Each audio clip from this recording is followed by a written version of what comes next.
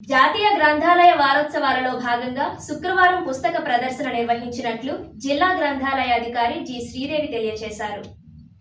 శుక్రవారం శ్రీ గౌతమి ప్రాంతీయ గ్రంథాలయం రాజమహేంద్రవరం నందు 57వ జాతీయ గ్రంథాలయ వారోత్సవాలు పురస్కరించుకొని ఏర్పాటు చేసిన పుస్తక ప్రదర్శనకి ముఖ్య అతిథిగా డాక్టర్ కరి రామారెడ్డి హాజరయ్యారు.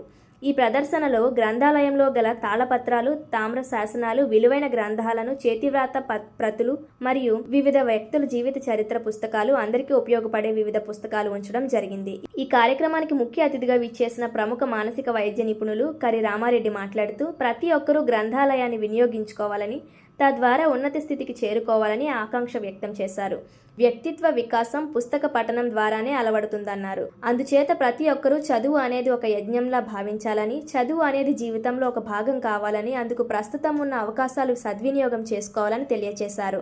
అనంతరం మాజీ కార్పొరేట్ ప్రసాదుల హరి బహుకరించిన అట్టలు గ్రంథాలయంలో పోటీ పరీక్షలకు చదువుకునే విద్యార్థులకు కరి రామారెడ్డి చేతుల మీదుగా పంచిపెట్టడం జరిగింది. ఈ కార్యక్రమంలో గ్రంథాలయ అధికారి శ్రీమతి జి శ్రీదేవి, సిబ్బంది మరియు విద్యార్థులు, పాఠకులు పెద్ద సంఖ్యలో పాల్గొని విజయవంతం చేశారు.